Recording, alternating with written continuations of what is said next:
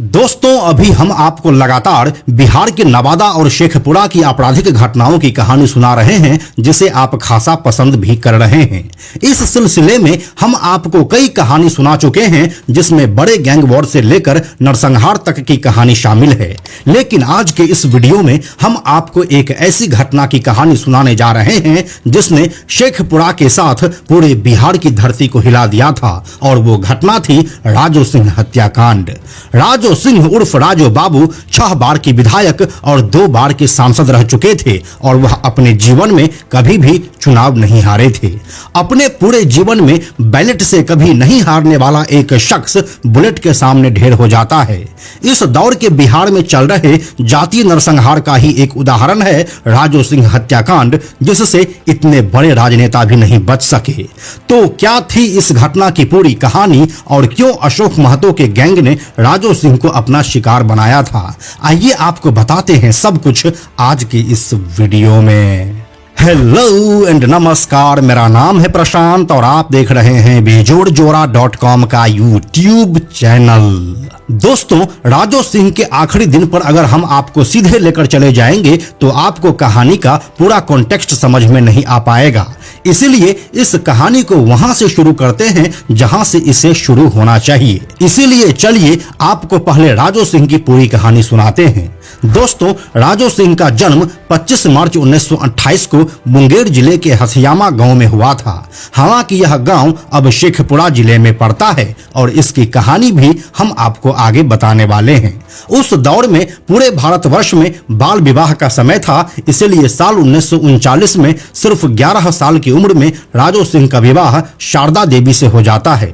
वह आगे चलकर गांव के ही प्राइमरी स्कूल में सरकारी शिक्षक बन जाते हैं और अपने जीवन यापन में लग जाते हैं। लेकिन इस दौरान वो सामाजिक काम में भी बढ़ चढ़कर हिस्सा लेते हैं। इसके बाद क्या होता है कि वे सामाजिक कामों में इतना इन्वॉल्व होने लगते हैं कि इसका असर उनके जॉब पर पड़ना शुरू हो जाता है, और जब वह देख लेते हैं कि अपने जॉब और सोशल सर्विस के बीच में तालमेल नहीं बैठा पा रहे हैं, तो एक दिन वह अपने जॉब से रिजाइन कर देते हैं और फिर पूरी तरह से खुद को सामाजिक कामों में समर्पित कर देते हैं। इस समय तक अब अपना देश भी आजाद हो चुका था, और बिहार को भी श्री कृष्ण सिन्हा के रूप में अपना एक मुख्यमंत्री मिल चुका था। श्री कृष्ण सिन्हा उस समय के मुंगेर जिले के मौरी गांव से आते थे, जो अभी शेखपुरा जिले में पड़ता है। यह मौरी गांव राजू सिंह के गांव हथियामा से कुछ ही किलोमीटर की दूरी पर है। यहां से अब राजू सिंह बिहार के मुख्यमंत्री श्री कृष्ण सिन्हा के संपर्क में आते हैं और राजनीति की ओर झुक जाते हैं। राजनीति की बेसिक समझ उन्हें पहले से ही थी, और अब श्री कृष्ण सिन्हा के साथ संपर्क में आने से वे और परिपक्व हो गए। इसके बाद साल 1952 में वह पंचायत राज का चुनाव लड़ते हैं और इसी हथियामा गांव के मुखिया बन जाते हैं। इसके बाद वह लगातार 4 बार जीतते हैं और साल 1972 तक इसी गांव के मुखिया बने रहते हैं। फिर साल 1972 में बिहार विधानसभा का चुनाव होता है, और अब राजू सिंह एक कदम आगे बढ़ते हुए विधायकी लड़ने का सोचते हैं। लेकिन जब कहीं से टिकट नहीं मिलता है, तब वे निर्दलीय ही मैदान में आ जाते हैं। उनके सामने होते हैं बिहार के पहले मुख्यमंत्री श्री कृष्ण सिन्हा के बेटे शिवशंकर सिंह, लेकिन राजू सिंह उनको पछाड़ते हुए जीत दर्ज करते हैं और बिहार के विधानसभा में पहुंच जाते हैं। पहली बार निर्दलीय चुनाव जीतने के बाद वह कांग्रेस में शामिल हो जाते हैं और फिर कांग्रेस पार्टी के एक कार्यकर्ता के रूप में काम करने लगते हैं। साल 1972 से लेकर लगातार साल 1998 तक वे शेखपुरा से विधायक रहते हैं, और फिर साल 1998 में वह कांग्रेस के टिकट से ही बगल के बेगूसराय सीट से लोकसभा का चुनाव लड़ते हैं, और यहां भी वह जीत जाते हैं। फिर साल 1998 से लेकर 2004 तक वे वहां से सांसद भी रहते हैं। अपने करीब 50 साल के राजनीतिक करियर में राजू सिंह खूब नाम कमाए, और जनता के दिल में वह अपने लिए एक खास जगह भी बनाए। इस दौरान वह बिहार के कद्दावर नेता बने रहे, और कोऑपरेटिव पॉलिटिक्स में भी वह खुद को एक्टिव रखे। दोस्तों, पहले शेखपुरा विधानसभा क्षेत्र मुंगेर जिले में आता था और शेखपुरा से यहाँ की दूरी करीब 80 किलोमीटर की हो जाती थी, जिसके बाद राजो सिंह ने शेखपुरा को ब्लॉक से जिला बनाने के लिए आंदोलन शुरू किया और फिर लालू यादव के मुख्यमंत्री रहते हुए 31 जुलाई 1994 को शेखपुरा को एक जिला घोषित कर दिया गया। इसके वजह से भी राजो सिंह की छवि काफी अच्छी बन चुकी थी और अब वह शेखपुरा जिले के निर्माता के रूप में जाने जाने लगे थे। अब क्या होता है कि इसी दौर में बिहार में जातीय नरसंहार का सिलसिला शुरू होता है और इसकी आंच शेखपुरा भी पहुंचती है। इस इलाके में दो जातियों के गिरोह मुख्य रूप से सक्रिय थे, एक कुर्मी जाति का गिरोह और दूसरा भूमिहार जाति का गिरोह।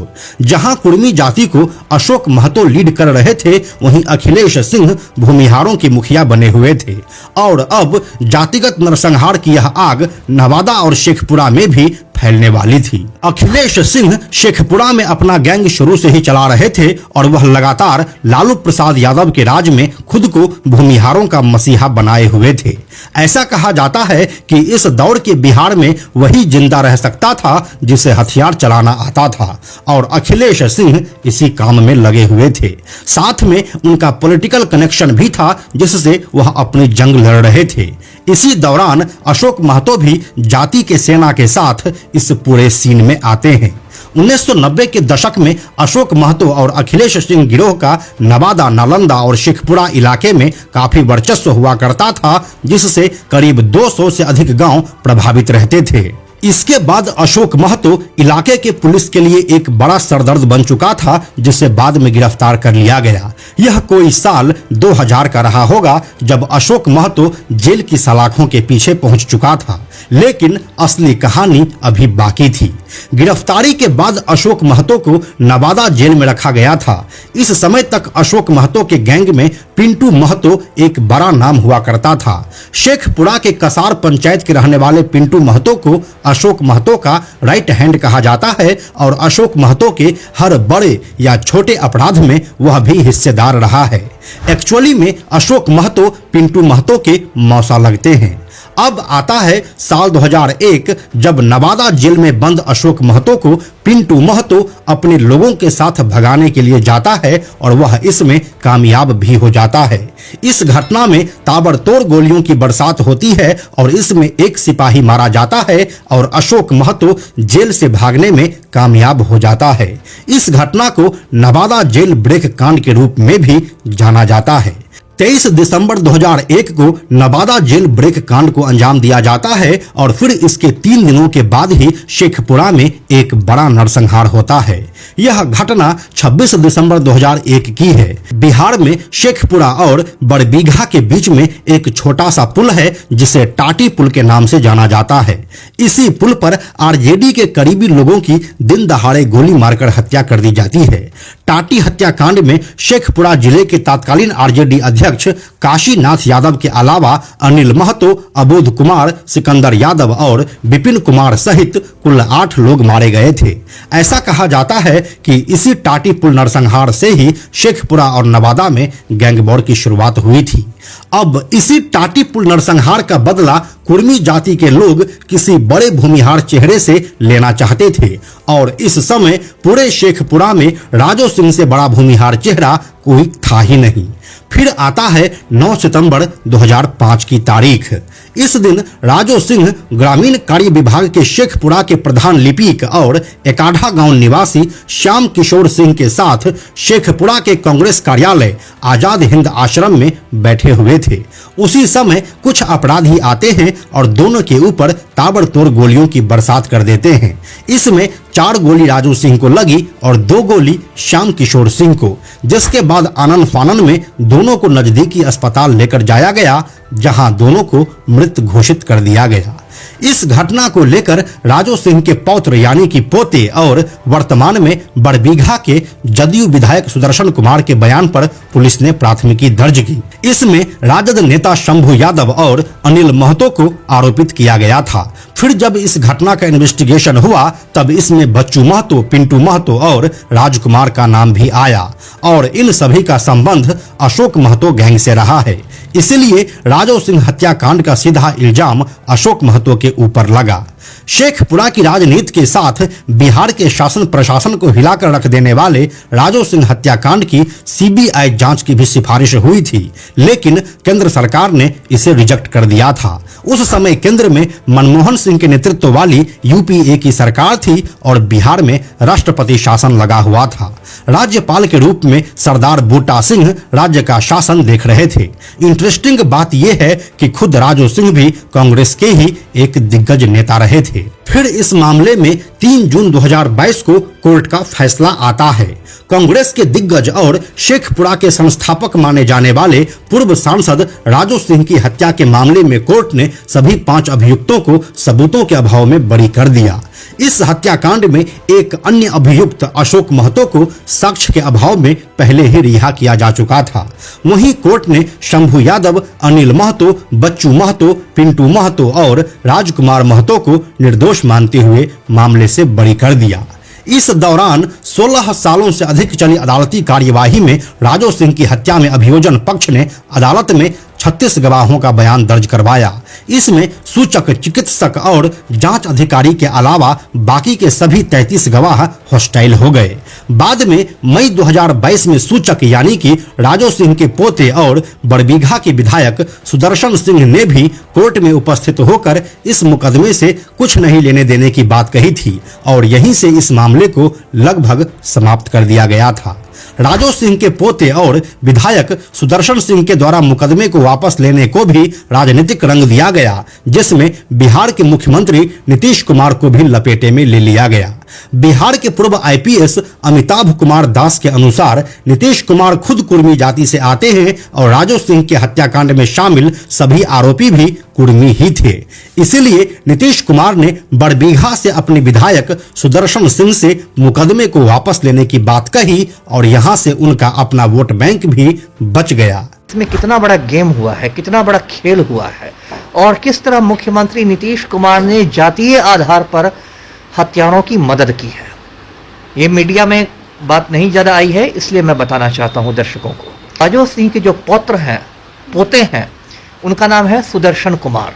वो आज की तारीख में बड़बीघा से माननीय विधायक हैं, जनता दल यूनाइटेड के, यानी नीतीश कुमार की पार्टी के ही एमएलए हैं। राजू सिंह हत्याकांड में जितने भी अभियुक्त हैं, 1-2 को छोड़कर सभी अभियुक्त कुर्मी जाति के हैं, यानी मुख्यमंत्री नीतीश कुमार के स्वजातीय हैं। तो नीतीश कुमार ने सुदर्शन कुमार पर दबाव डाला कि इन कुर्मी हत्यारों को बचाना है, क्योंकि मैं कुर्मियों का नेता हूं, कुर्मी हत्यारों को बचाना है।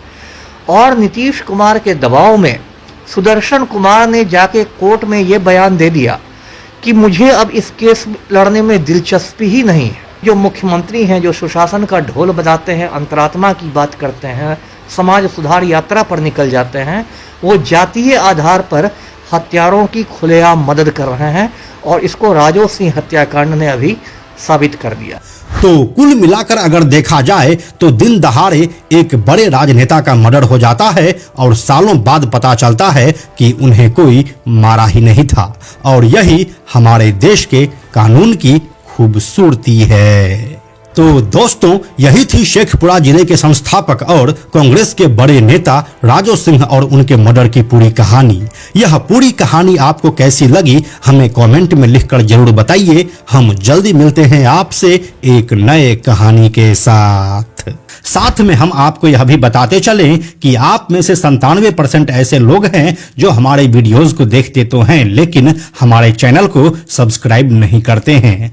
ऐसे लोगों से हमारी हाथ जोड़कर विनती है कि अगर आपको हमारे वीडियोस पसंद आ रहे हैं तो आप बेजोड़ जोड़ा के इस चैनल को सब्सक्राइब जरूर कर लीजिए। साथ ही बेजोड़ जोड़ा नाम से हमारा एक एक्स अकाउंट है, यानी कि ट्विटर अकाउंट है, आप उसे भी फॉलो जरूर कीजिए। यह वीडियो अगर आपको पसंद आया तो इसे लाइक और शेयर जरूर करें। आने वाले वीडियोस के लिए बेजोड़ जोड़ा को सब्सक्राइब करके बेल आइकन को टच करना ना भूलें। Thank you so much.